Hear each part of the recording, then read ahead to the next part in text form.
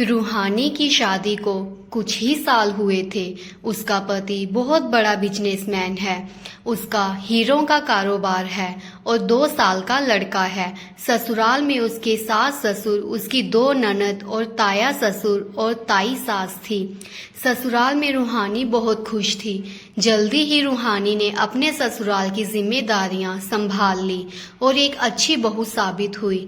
एक बार रूहानी और उसका पति बाहर से घूमकर आते हैं कि उनकी कार का अचानक से ही एक्सीडेंट हो जाता है। रूहानी और उसके बच्चे को थोड़ी सी चोटें आती हैं, पर उसका पति बुरी तरह से जख्मी हो जाता है। उसे अस्पताल ले जाया जाता है। सारे घर वाले अस्पताल चले जाते हैं।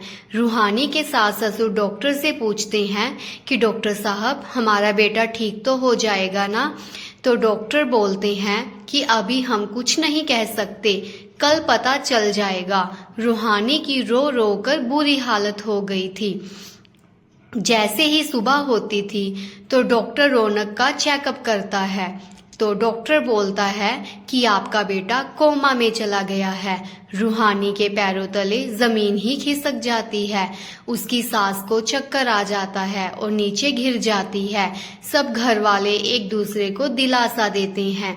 रूहानी के ससुर जी कहते हैं कि हमारे बेटे ने पूरा कारोबार अपने कंधे पर संभाला हुआ था।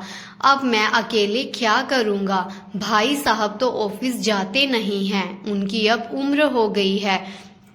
तो रूहानी कहती है कि पापा, अब मैं अपने पति का काम करूंगी, मैं ऑफिस जाऊंगी। तो घर वाले कहते हैं कि मुन्ना को कौन संभालेगा, वो तो अभी बहुत छोटा है। रूहानी कहती है कि माँ, आप सब लोग तो घर पर ही हैं, ऑफिस का काम कौन संभालेगा? पापा अकेले इतना काम नहीं कर सकते। सास कहती है कि ठीक है, जैसे बहू कहती है। अब रूहानी रोज अपने ससुर जी के साथ ऑफिस जाती है और उनका हाथ बंटाती है। घर आकर घर भी संभालती और मुन्ने को भी संभालती। तो सास कहती है कि रूहानी बेटा, तुझे हम सबकी कितनी चिंता रहती है, हमारा कितना ख्याल रखती है और हमें कितना प्यार करती है। रौनक की दवाइयाँ देखती है, अपना भी ध्यान रखा कर बेटा। तो रूहानी कहती है कि माँ, आप सब लोगों के कारण ही तो मेरी हिम्मत जुटी हुई है। अगर आप सब लोग मेरा साथ ना देते तो मैं कब की टूट चुकी होती। सास की आंखों में आंसू आ जाते हैं और वे अपनी बहू को अपने गले लगा लेती है और बोलती है कि हमारी बहू कितनी समझदार है। सास कहती है कि बहू, रौनक को 4 साल हो गए हैं बेड पर लेटे, उसकी तबीयत में सुधार क्यों नहीं आ रहा?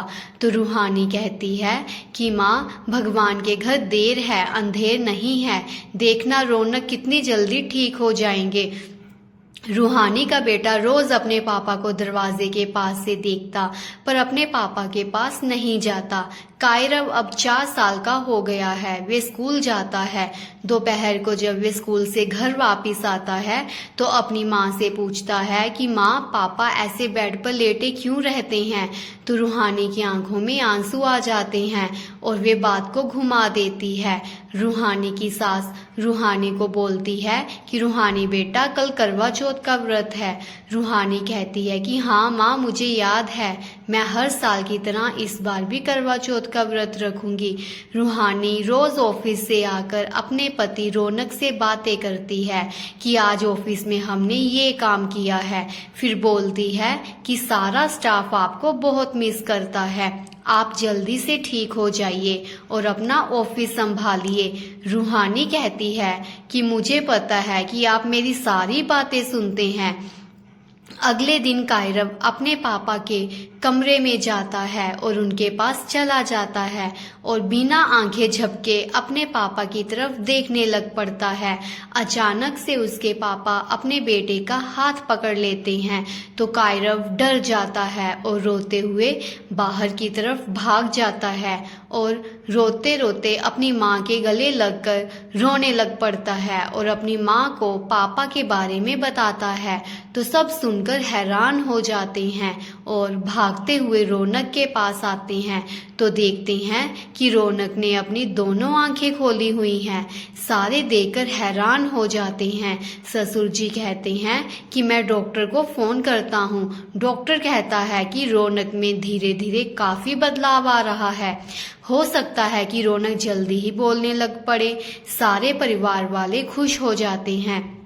रूहानी की सास बोलती है, हम शाम को मंदिर चलते हैं और माता रानी के माथा टेक कर आएंगे। शाम को सारे माता रानी के मंदिर चले जाते हैं। घर में रौनक की देखरेख के लिए एक नर्स रखी होती है। वो रूहानी को फ़ोन करती है कि मैडम जी आप फटाफट घर आ जाइए। सारे परिवार वाले घर आ जाते हैं और देखते हैं कि रौनक को होश आ गया है और वे बोलने की कोशिश कर रहा है। सारे परिवार वाले बहुत खुश होते हैं। डॉक्टर रौनक को थोड़ी बहुत एक्सरसाइज करने के लिए कहता है। रूहानी रोज सुबह शाम रौनक को एक्सरसाइज करवाती है। धीरे धीरे रौनक अपने पैरों पर खड़ा हो जाता है। रौनक एक दिन कहता है कि माँ मैं कायरव को स्कूल छोड़ने जाता हूँ। तो घर वाले कहते हैं बेटा तू रहने दे, अभी तुमको आराम की ज़रूरत है। तो रौनक कहता है कि माँ मैं बिल्कुल ठीक हूँ। तो उसके पापा कहते हैं कि अगर बेटे का मन कर रहा है तो उसे जाने दो। रौनक साथ में ड्राइवर को भी ले जाता है।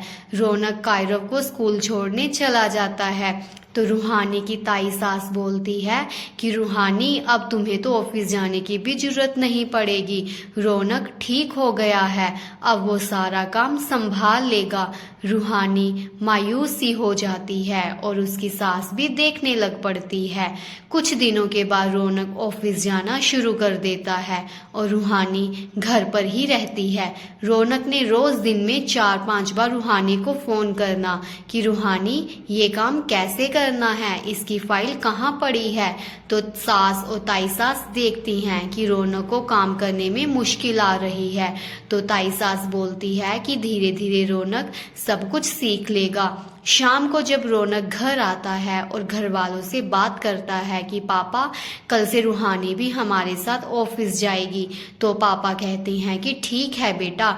इस तरह रूहानी भी अपने पति के साथ रोज ऑफिस जाती है और आकर घर भी संभालती है। इस तरह पूरा परिवार फिर से खुशी खुशी रहने लग पड़ता है। तो फ्रेंड्स, अगर आपको मेरी वीडियो अच्छी लगी हो तो प्लीज़ चैनल को लाइक, सब्सक्राइब, शेयर और कमेंट ज़रूर कीजिएगा। धन्यवाद।